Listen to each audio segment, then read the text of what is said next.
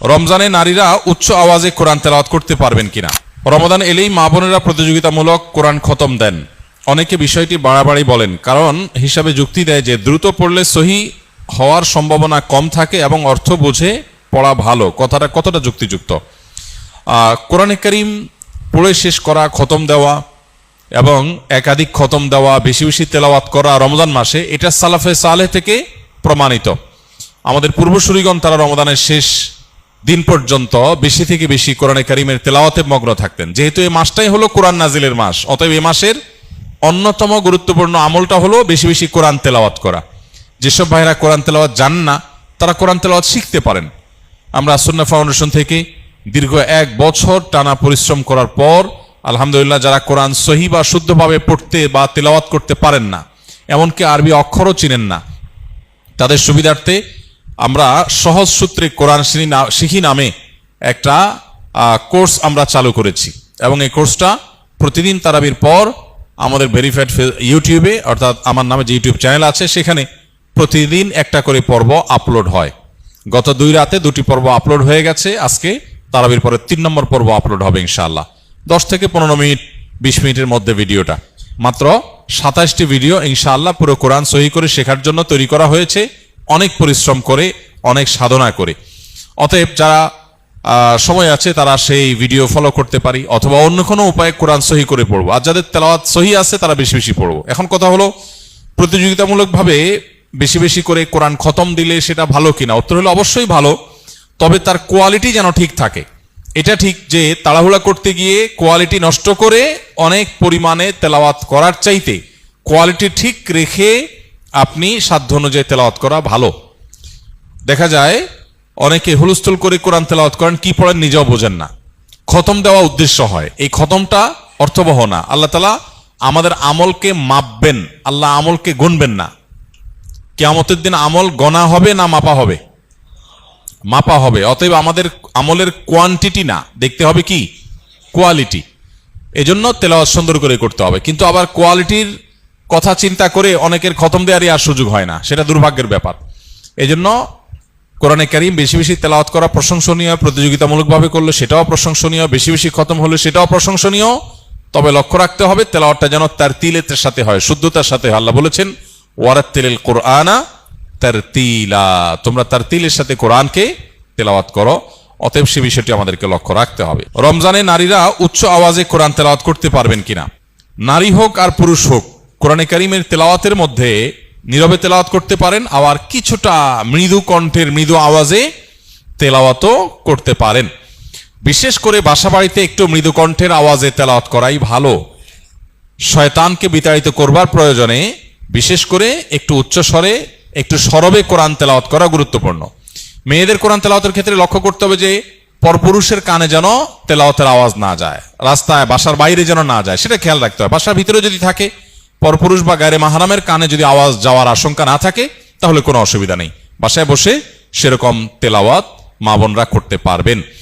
এবং সবসময় তাদের একেবারে নীরবেই করতে হবে এমন কোনো বাধ্যবাধকতা নাই, বরং কিছুটা সরবে করতে পারেন। বিশেষ করে পরিবারের অন্যান্য সদস্যদেরকে কোরআন তেলাওয়াতে উদ্বুদ্ধ করার জন্য যদি একটু আওয়াজ দিয়ে পড়েন, তাতে কোনো অসুবিধা নাই, বরং অনেক ক্ষেত্রে এটা ভালো সন্তানদেরকে অভ্যস্ত করার জন্য। এবং বিশেষ করে আজকাল তো একটু সরবে আওয়াজ কোরআন তেলাওয়াত, এটা বাসাবাড়ি থেকে আমাদের বিভিন্ন জায়গা থেকে এটা উঠে গেছে, এটা করা দরকার। হ্যাঁ, মসজিদে যখন আপনি তেলাওয়াত করবেন বা এমন জায়গায় তেলাওয়াত করবেন যেখানে আর অনেক মানুষ আছে, সেখানে জোরে তেলাওয়াত করলে অন্যদের ডিস্টার্ব হবে, সেখানে অন্যের ডিস্টার্ব যেন না হয় সেভাবে আপনাকে তেলাওয়াত করতে হবে। নবী করিম সাল্লাল্লাহু আলাইহি ওয়াসাল্লাম মসজিদে নববীতে এক ব্যক্তিকে উচ্চস্বরে কোরআন তেলাওয়াত করতে শুনে বলেছেন যে, তুমি যাকে শোনাতে চাচ্ছ তিনি বধির নন, অর্থাৎ তোমার আওয়াজ যেন অন্য কারোর কষ্টের কারণ, ডিস্টার্বের কারণ না হয়। এটা আমাদের খেয়াল রাখতে হবে ইনশাআল্লাহ তাআলা। আমি জানতে চাচ্ছি, যদি কখনো শারীরিক অসুস্থতার কারণে তারাবি নামাজ না পড়তে পারি, এতে কি গুনাহ হবে? শুধু এশার নামাজ আদায় করলে হবে? বিশেষ কোনো অসুস্থতার কারণে কেউ যদি তারাবি নামাজ না পড়েন, তার রোজা হয়ে যাবে এবং তার গুনাহ হবে না ইনশাআল্লাহ। বিশেষ করে অসুস্থতার কারণে কেউ যদি মিস করেন, এরকম হতে পারে কালে ভদ্রে হঠাৎ কোনোদিন অসুস্থ হয়েছেন, অথবা 2-4 দিন আপনার মিস হয়েছে, তো তাতে কোনো অসুবিধা হবে না ইনশাআল্লাহ। কারণ তারাবি নামাজ আদায় করা এটা ফরজ না, তবে একান্ত ওজর ছাড়া এটা ছেড়ে দেওয়া এটা চরম দুর্ভাগ্যের ব্যাপার এবং অবশ্যই অনুচিত কাজ এবং গুরুত্বপূর্ণ একটি সুন্নাহ পরিত্যাগ করা হলো। কিন্তু অসুস্থতার কারণে যদি কখনো মিস হয় তাতে গুনাহ হবে না ইনশাআল্লাহ। বিশেষ কোনো কারণে বাদ পড়লে আপনার রমজানের রোজা ঠিকই আদায় হয়ে যাবে। কত টাকা থাকলে জাকাত ফরজ হয়? জাকাত কবে দিতে হবে? জাকাত কত টাকা হলে ফরজ হয়? এর উত্তর হলো, কেউ যদি 52.5 ভরি রূপা, এটা অথবা রূপার সমমূল্যের সম্পদ, নগদ অর্থ, ব্যাংক ব্যালেন্স অথবা ব্যবসার মাল, যে পণ্য কেনা হয়েছে বিক্রির জন্য, এরকম কোনো মাল যার কাছে আছে যেটার মূল্য দাঁড়ায় 52.5 ভরির সমান, এইরকম সম্পদের মালিক যদি কেউ হয় এবং সেই সম্পদ তার কাছে 1 বছর থাকে, তাহলে 1 বছর পর ওই সম্পদের বাজার মূল্য হিসেব করে 1 বছর পর 2.5% জাকাত দিতে হবে, অর্থাৎ লাখে 2,500 টাকা। এভাবে হিসাব করে তাকে জাকাত দিতে হবে।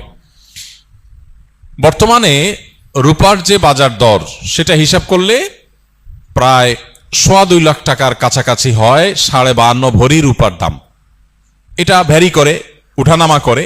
একেবারে খুব রিসেন্ট যে এখন 2026-এর ফেব্রুয়ারি মাস চলছে, এই সময়টাতে রূপার যে বাজার দর আছে সেটা হিসাব করে দেখা গেছে যে 2.25 লাখ টাকার কাছাকাছি। এক্সাক্ট আপনি যখন দিবেন রূপার দরটা জেনে নিয়ে যে 52.5 ভরি বা 52.5 তোলা রূপার দাম কত, সেটা হিসাব করে যদি দেখেন যে এটা আপনার সম্পদ এই পরিমাণ হয়ে গেছে, তাহলে সবটুকুর জাকাত দিতে হবে। এমন না যে এর অতিরিক্তটা জাকাত, বরং সবটুকুর জাকাত দিতে হবে।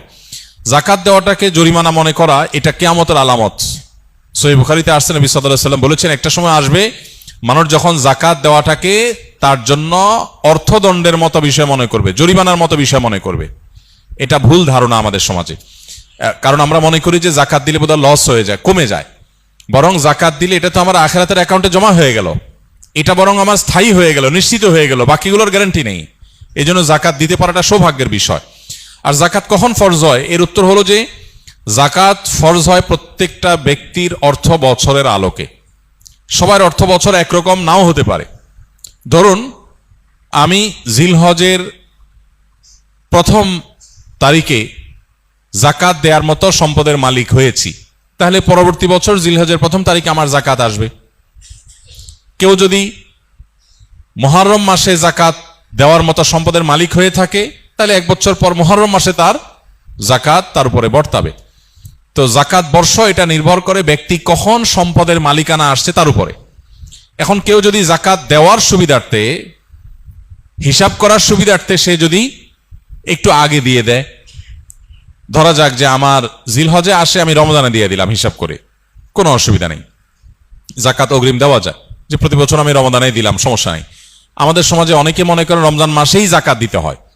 জাকাত রমজান মাসেই শুধু দিতে হয় এমন কোনো কথা নেই। তবে এটা ঠিক, রমজান মাস আমলের মাস, সওয়াবের মাস, এ মাসে আমরা বেশি বেশি সওয়াব হাসিল করার চেষ্টা করব ইনশাআল্লাহ বিইذনিল্লাহ। সেই জায়গা থেকে আমরা নফল দান, অন্যান্য সাদাকা করব এবং বিশেষভাবে যদি জাকাত দেওয়ার চেষ্টা করি ইনশাআল্লাহ, সেটা আল্লাহ তাআলার কাছে আমরা বিশেষ আজরের আশা করতে পারি।